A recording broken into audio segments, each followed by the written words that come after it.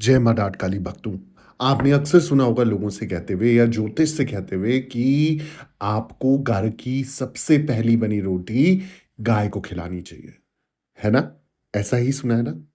परंतु क्या आप जानते हैं कि गाय को रोटी खिलाने के भी कुछ नियम हैं, जो शास्त्रों में हमें बताए गए हैं। अगर आप उन नियमों का अनदेखा कर रहे हो, उल्लंघन कर रहे हो, तो कहीं न कहीं आप गाय को जो रोटी खिला रहे हो, आप उससे पुण्य नहीं पाप कमा रहे हो। आज मैं आपको सतर्क करने आया हूँ इस वीडियो के माध्यम से। जितने लोग गाय को रोटी खिलाते हैं, बड़ा है, बच्चा है, बूढ़ा है, स्त्री है, पुरुष है, कोई भी हो, आप सभी के लिए एक नियम लागू होता है। आज आप ये सतर्क हो जाएं, सावधान हो जाएं, और इस नियम से, जो मैं इस वीडियो के माध्यम से आपको नियम बताऊंगा, इस नियम से अगर आप गाय को रोटी खिलाते हैं, मैं आपको 100% गारंटी दे रहा हूं, आप जो इच्छा गौ माता के पास लेके जाओगे, वो आने वाले समय पे आपकी पूरी होगी होगी। हमने ये नियम तो हम जानते हैं कि घर की जो सबसे पहली रोटी बेली जाती है और बनाई जाती है, वो गाय के नाम से निकाली जाती है और तुरंत हमें गाय को खिलानी चाहिए। गाय को कभी भी बासी रोटी ना खिलाएं, घर की बनी ताज़ी पहली रोटी अपने आप से ज़रूर खिलाएं। परंतु कैसे, कब, कहाँ, क्या नियम है, वो सब वीडियो के माध्यम से मैं आपको बताऊँगा। आप लोगों से निवेदन है, आज का वीडियो पूरा सुन के और समझ के जाइएगा, क्योंकि आए दिन हमने देखा है गाय को हम रोटी खिलाते हैं और कई लोग इस चीज़ को फ़ॉलो करते हैं। गौ सेवा में या किसी प्रकार से अपनी अच्छी भावना से या किसी उपाय के कारण भी आप लोग गाय को रोटी खिलाते हो। तो ये सब तो हम सबको जानकारी कि सनातन धर्म में या शास्त्रों में हमें बताया गया है कि घर की सबसे पहले बनी रोटी गाय को हमें खिलानी चाहिए। पर कैसे खिलानी चाहिए और कैसे उसका उल्लंघन ना हो, और क्यों ऐसा करना चाहिए? क्योंकि हो सकता है ना, जो अगर आप शास्त्रों के अनुसार आप पूजा पाठ या जो भी नियम कानून करते हैं, उसके बाद भी आपको पूर्णता से फल नहीं मिलता। उसी प्रकार से गाय को जो रोटी खिला रहे हो, उसका भी फल आपको नहीं मिल रहा है। क्यों नहीं मिल रहा है, वो भी मैं बताऊँगा। और ऐसा भी हो सकता है जिस तरीके से आप खिला रहे हो ना, आप कंगाल हो जाओगे, ज़ीरो पैसा बचेगा, आपके पास ₹1 भी नहीं बचेगा। तो इस चीज़ को ठीक करते हुए आप लोगों को मैं समझाऊँगा इस वीडियो के माध्यम से। उससे पहले मैं सभी लोगों से निवेदन करना चाहता हूँ, अगर आप पर्सनली मुझसे कनेक्ट होना चाहते हो, अपने कोई भी पर्सनल सवाल आप मुझसे पूछना चाहते हो, तो आप मेरी यूट्यूब आईडी देख रहे हो, ऑफ़िशियल देवी भगवती शक्ति के नाम से नीचे, यही नाम से मेरी इंस्टाग्राम का प्रोफ़ाइल है, आईडी है। वहाँ जाके इनबॉक्स पे आप मुझे मैसेज कीजिए, अपॉइंटमेंट लिख के एक छोटी-सी अमाउंट पे करने के बाद अपॉइंटमेंट बुक कराइए और टाइम बुक कराइए, और टाइम बुक करने के अनुसार आपको जो निर्धारित समय दिया जाएगा, उसमें मैं आपसे बात करूँगा इंस्टा कॉल के माध्यम से, और जो भी प्रॉब्लम होगी 101% आपको सॉल्यूशन मिल जाएगा। अब वीडियो को शुरू करते हुए मैं आपको बता दूं, जैसा आपने टॉपिक आज देख ही लिया है कि गाय को भूलकर भी ना दे इस तरह से रोटी। अगर ये गलतियां आप कर रहे हो तो आप कंगाल बन सकते हो। हिंदू धर्म में ना, गाय को पूजनीय माना गया है, ये हम सब जानते हैं। इसे लोग माता के रूप में देखते हैं। गाय की सेवा को दैव्य कृपा की प्राप्ति माना जाता है, और ऐसी मान्यता है कि जो भी व्यक्ति नियमित रूप से गाय को रोटी देता है ना, उसके घर में कभी कोई बाधा नहीं उत्पन्न होती या नहीं आती है। इसलिए सनातनी परंपरा में रोटी बनाते समय नियम भी है, जिसके तहत पहली रोटी गाय के लिए ही रखी जाती है। अगर मैं शास्त्रों की बात कहूं, तो शास्त्रों के अनुसार कुछ विशेष परिस्थितियों में आप गाय को रोटी खिलाकर कई दोषों से मुक्ति पा सकते हैं। लेकिन कम ही लोग जानते हैं कि गाय को रोटी खिलाते समय कुछ गलतियां भूल से भी नहीं करनी चाहिए, क्योंकि इससे आपको नकारात्मक परिणाम भुगतने पड़ सकते हैं।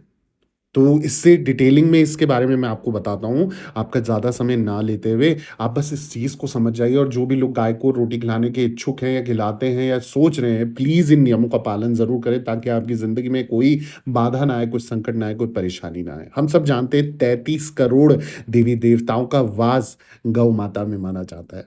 चूँकि 33 कोटि देवी-देवताओं का वास गौ माता में होता है, इसलिए इतनी पूजनीय होती हैं।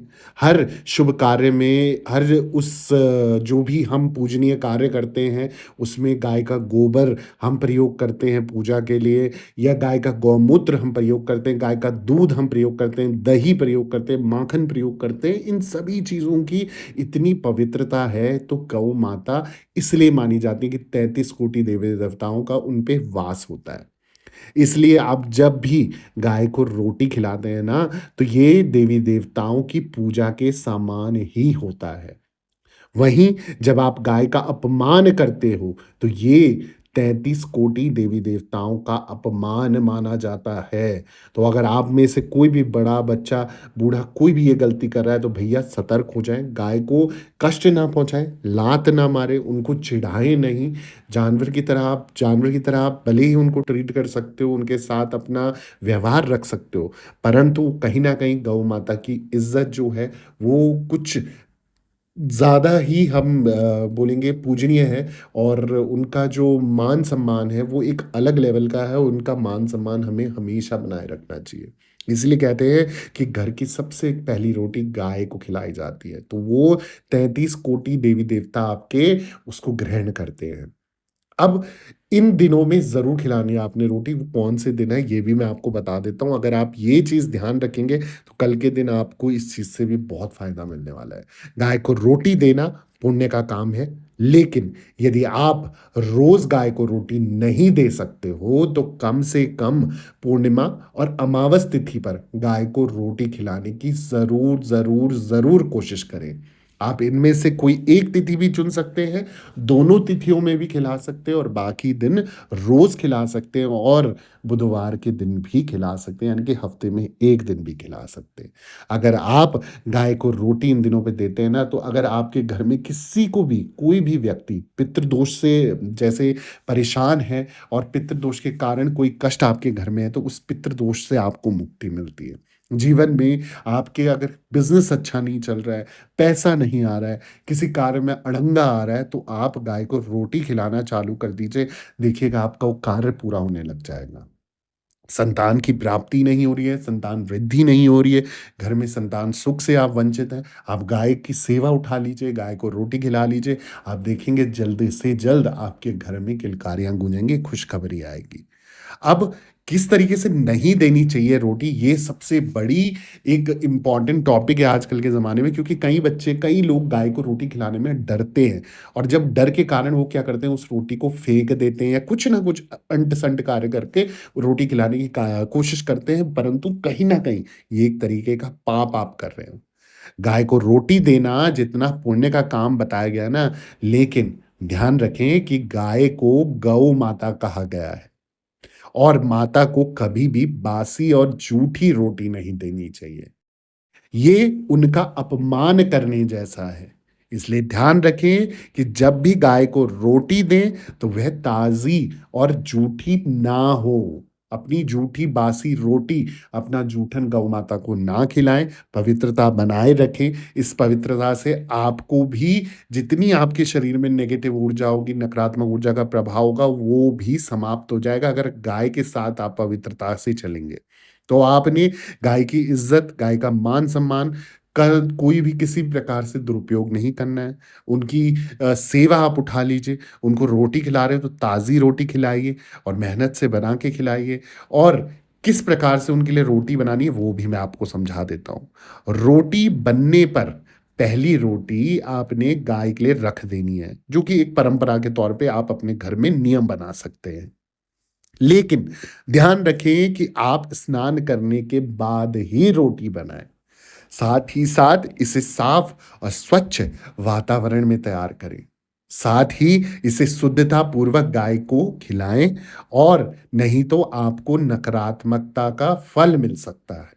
तो जब आप गाय के लिए रोटी बना रहे हैं ना, तो अपने देवी-देवताओं का, अपने इष्टों का, अपने कुल देवी-देवता का, अपने पितरों का ध्यान करते हुए या कोई भी जिस जिस भी शक्ति को आप मानते हो, उनके नाम का जप करते हुए आप ध्यान कीजिए और तब आप ये रोटी बनाइए, इसका लोई बनाइए, इसको गूँथिए और इसकी जो सेक आप करते हैं तवे पे वो कीजिए नाम लेते-लेते, तो आप देखेंगे उस रोटी में इतनी पवित्रता बसेगी। जब रोटी गौ माता खाएगी तो वो 33 कोटि देवी-देवता जब आपके वो रोटी ग्रहण करेंगे ना, उन्हें वो रोटी ऐसी लगेगी जैसे एक रोटी नहीं खिला रहे आप, उनको पूरी-पूरी 10-20 रोटियाँ आप खिला रहे हो और उनका पेट भी भर जाएगा उन गौओं का, उन गौ माताओं का और वो पूर्णतः से आपको आशीर्वाद भी देंगी।